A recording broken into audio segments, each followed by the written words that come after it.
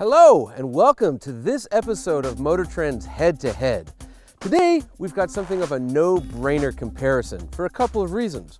The first is, check out how similar these two cars are. The Corvette ZR1 makes 638 horsepower, while the new SRT Viper makes 640. That's 2 more. The Viper makes 600 pound-feet of torque, where the ZR1 makes 604. That's 4 more. Very similar cars, plus they look alike. The other reason why this is sort of a no-brainer is because neither car has any brains. Zombies, look elsewhere. However, they do have what my British friends like to call bollocks, big, shiny, brass ones. Whose are bigger? I can't wait to find out.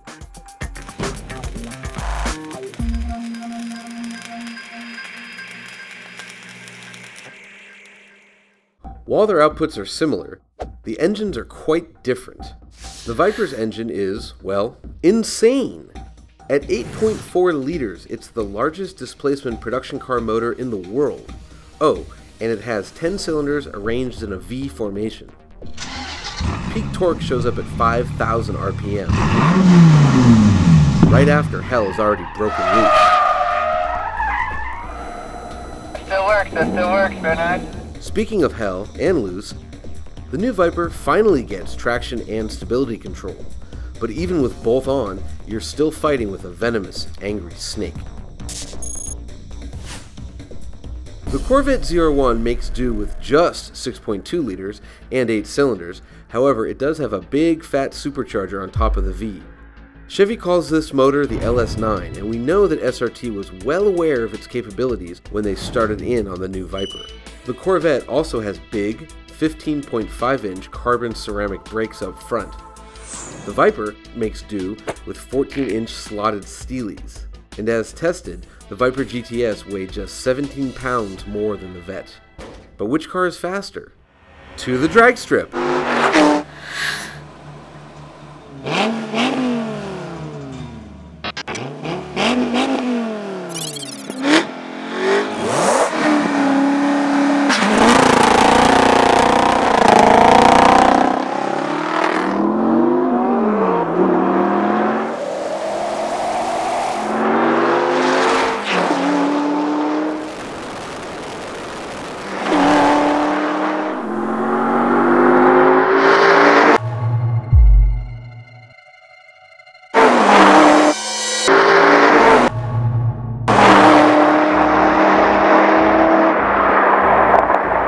But how do these two monsters handle off the test track? Again, about the same. I actually had a hard time telling one from the other. They're that similar. Running around on the same roads back to back, we couldn't even get a tire to squeal. Thing is, the limits of these cars are so high that you can't even begin to sanely approach them on public roads. Personally, I would have had more fun in a Boxster, a Camaro 1LE, or a Subaru BRZ. The Viper has a nicer, higher quality interior, but there's a big but. After a 300-mile road trip, the Viper really shows off its sadistic side. The offset pedals and steering wheel literally cramp your style. The seats are rock hard, the noise is absolutely deafening, and the side pipes still superheat the lower part of the cabin. However, SRT assured me that at least the thundering noise, via a windshield fix, and the seats have been addressed for consumer cars. So, if you can't fully exploit these beastie boys on the street, you've got to take them to a track. And what better track than the notorious destroyer of brakes, Mazda Raceway Laguna Seca. Here are my impressions. Okay. Mazda Raceway, Laguna Seca, Corvette ZR1 on these awesome cup tires. First of all, this car is such a beast. God. I'm gonna lift for one. Oh, maybe I'm not. Okay, didn't lift. Wasn't flat, didn't lift. Big brake zone, and we got big brakes. And, you know, Laguna Seca is a big braking track. And these humongous carbon ceramics with these sticky cup tires, it's just, you have such control in this car. Really good job by Chevrolet.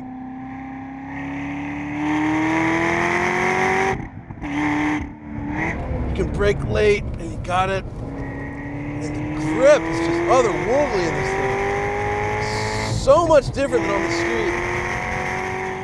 108 miles an hour, braking, probably coming faster. Into 5 tight, hanging out wide.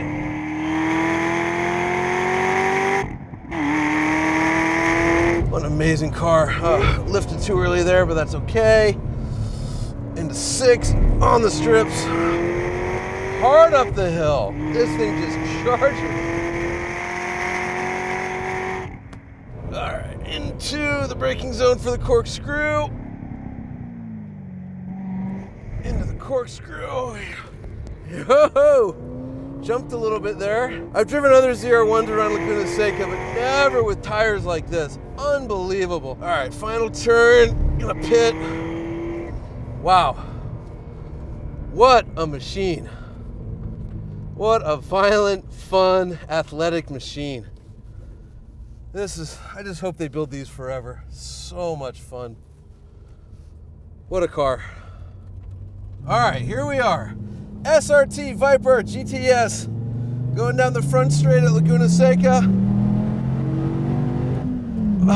Woo! So much power. This thing just lights up at 5,000 RPM. That's actually where max torque is. 8.4 liter V10 produces max torque at 5,000 RPM. It's just nuts. Oh, and it is a handful. This is not like the Corvette. This bounces more. Suspension feels a lot stiffer. There's a lot more work to go fast in this car than in the Corvette. And it doesn't have nearly the brakes nor nearly the grip of that ZR1.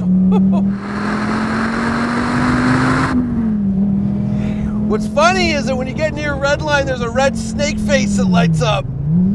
Car wants to bite you. I'm actually surprised this thing doesn't punch you in the crotch when you get near red line.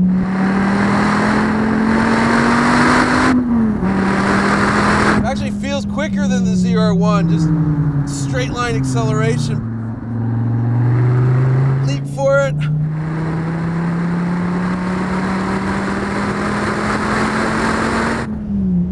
So much power. All right, big brake for the corkscrew. Little nervous heading into the corkscrew in this thing.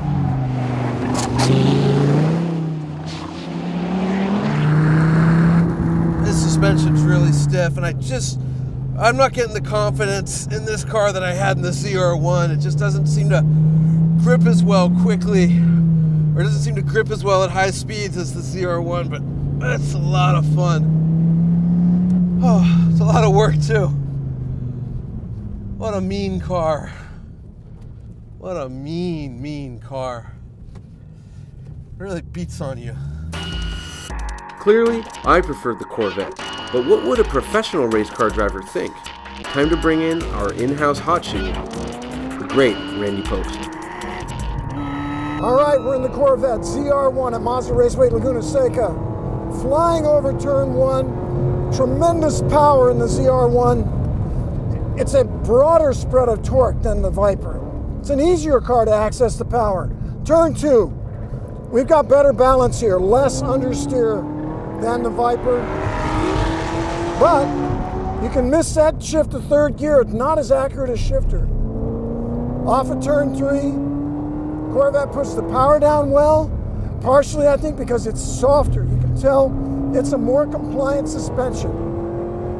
Ripping up towards turn 5, over 120, tremendous braking capability. A little bit of dive, but great braking capability. Off of turn 5, climbs the hill like a beast, makes wonderful noise.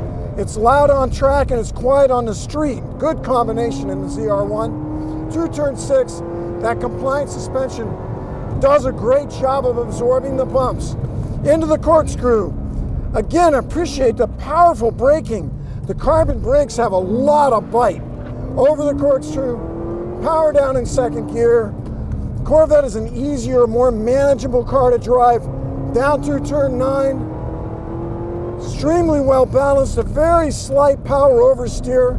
Through turn 10. Same thing, into the last corner. Those brakes are strong again. Better seats hold me in place, power it down. Little oversteer off the last corner. Easy to catch. Broad power band heading for the finish line. A complete lap at Mazda Raceway Laguna Seca in the ZR1. A more refined, easier car to drive fast, and a brutally fast car. Well, my friend, That's about all I got. you might very well be the new production car record holder at Laguna Seca. A front straightaway at Mazda Raceway Laguna Seca. Viper pulls really hard over 5,000 RPM.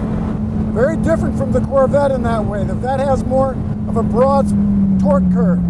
Wow, moves around as I go to the brakes. Brake pedal very firm. Feels good under the foot, but does not stop like the Vet does. Second gear. This Viper moves around. Turn 3, second gear again. Tall gearing. We can run second gear almost all the way to turn 4. Little twitch on the entry. Huge power, huge noise. Seats less comfortable. Into turn 5, uphill, little slide from the back. Very common entering the corner. Then we tack out third gear up the hill. The higher you rev it, the faster it goes. Turn 6. A lot less brake dive than the Corvette. A lot less body roll than the Corvette. Less of all those body motions. But I'm getting some brake fade already into one lap. Down into the corkscrew. Good shifter. Prefer the shifter to the Vet. Second gear off the corkscrew. It puts down power well, but you better bring it in easy. Turn 9, I'm still in second gear. Up to almost 90 miles an hour in second gear. Back to the right. Very quick steering response. Quick ratio steering. Into the hairpin. We kick it in there, power down, and it just drives off. Up the front straight in the Viper. Tremendous acceleration across the finish line. A powerful, visceral, kind of wild and crazy ride. Fun car, less refined than the Corvette, faster in a straight line, but the Vet's a better handling car. That's a lot of work. Randy, you just set the production car lap record at Mazda Raceway Laguna Seca. You broke it by 0.2 of a second. Yes. How does that feel? It's a good ego boost. Yeah. We only get a few laps. We have the track for just a little bit. But as a racer, I wanted to take the top time. You got it. And it's like a win. What was the difference between the Viper and the ZR1 on the track? Because the Viper, I mean, while it was slower than the ZR1, the Viper is still faster than the Ferrari 458 Italia, faster than the Lexus LFA, faster than the Nissan GTR. I mean, it's a real supercar, but this thing was 2 seconds a lap faster. Why? Why was this one so much faster?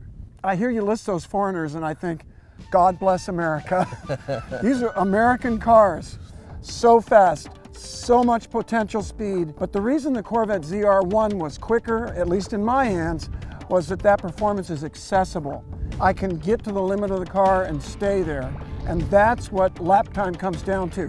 Being able to fill the friction circle with braking, blending it into cornering, blending into acceleration. Both cars have tremendously high capabilities. But in the Corvette, I can reach those capabilities.